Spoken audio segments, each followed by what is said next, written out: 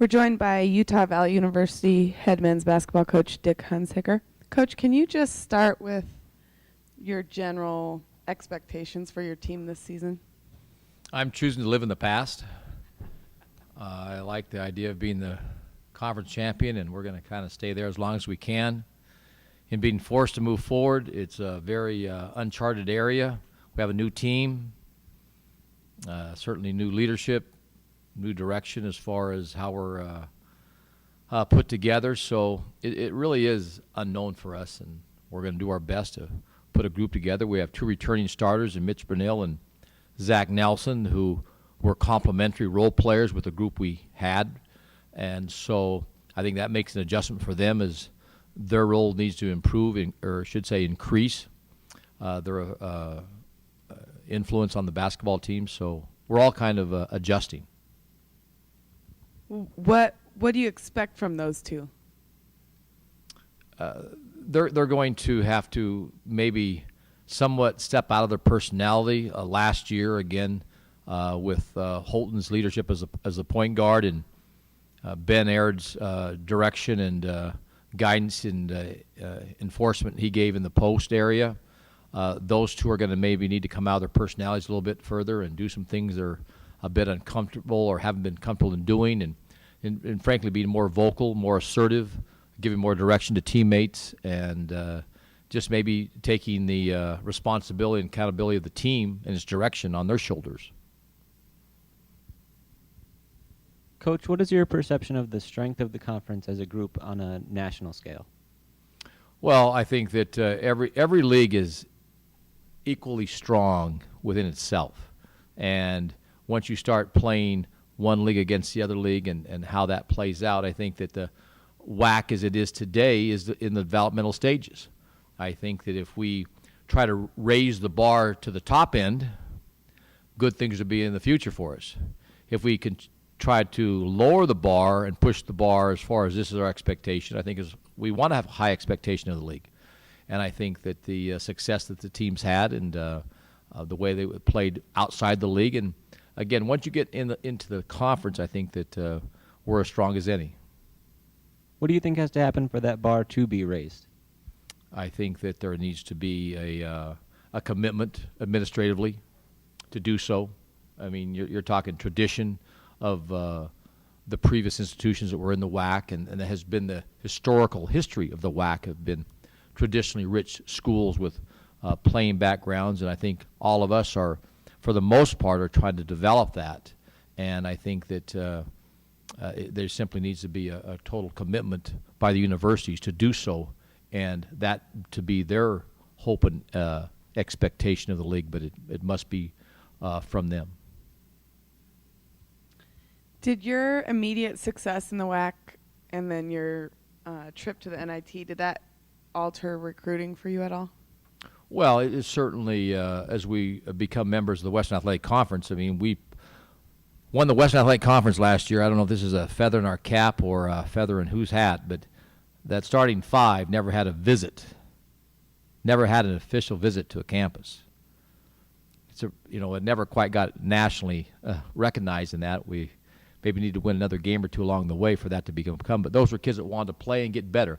And that, in a long story, in a long ways, the WAC as it is today is looking for those type of kids. Kids are looking for opportunities, and that's what we had, was a group that got better from that. As far as impacting your recruiting immediately, it takes time for success to impact your recruiting. You got to string some big seasons together. Without question, it's impacted our recruiting already.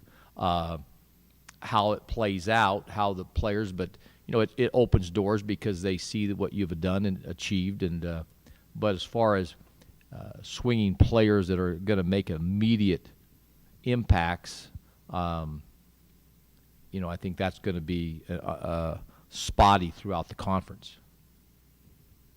Coach, you talked about how Mitch and Zach played pretty strong role player positions last year, and now they're going to be more of the go-to players this year. Who's going to replace what they did as the role players last year? And are there any players you've seen in practice so far, the newcomers, that have really stood out to you?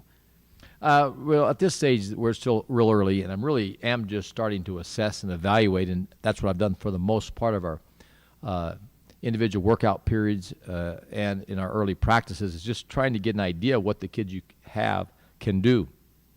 And when you, if you have a transfer two in the mix, many times as coaches, you really don't know what they're about. And so it takes time to practice, and that's really what I'm doing. And I'm not sure how that's going to play out. Who's going to accept those roles? And we're just going to take it step at a time. You talked about how Holton was kind of the leader of the squad. How different is it not having him around from a basketball player's perspective, and you probably became accustomed to having your son on the team for a few years.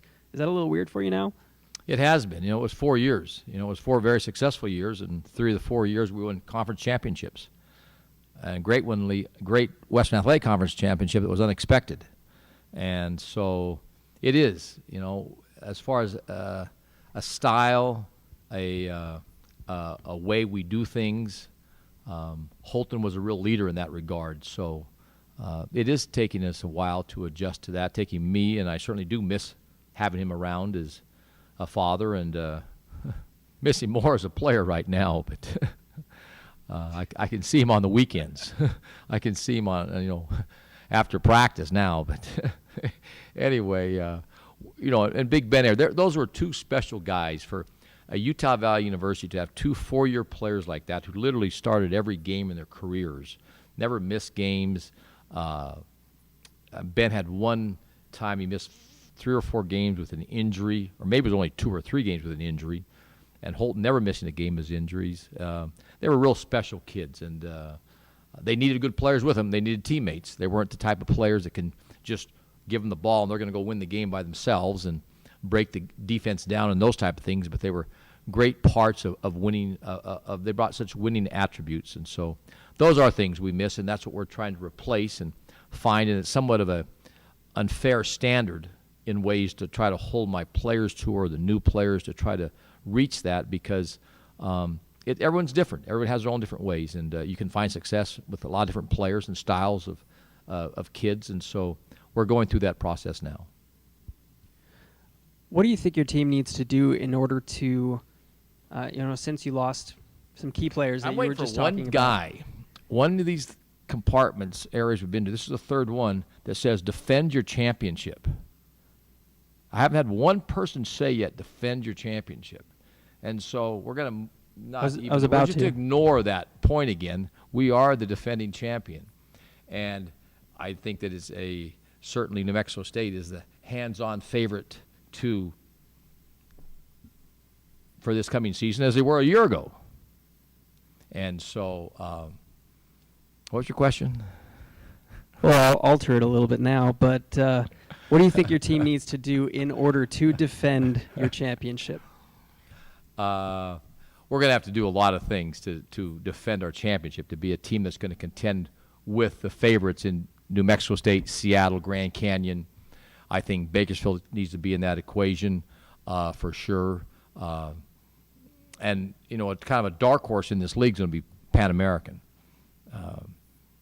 We're really going to have to rally the troops, get great play out of Brunel and Nelson, and have some of the newcomers maybe exceed expectation and really hit the floor running in a really aggressive way. But we'll certainly have our hands full to defend the championship. But we're going to go out and certainly lace them up and compete and do our best. Coach, starting last year, there was a change in terms of summer individual work and then the preseason run-up as far as practice goes. Has that made a big difference for you?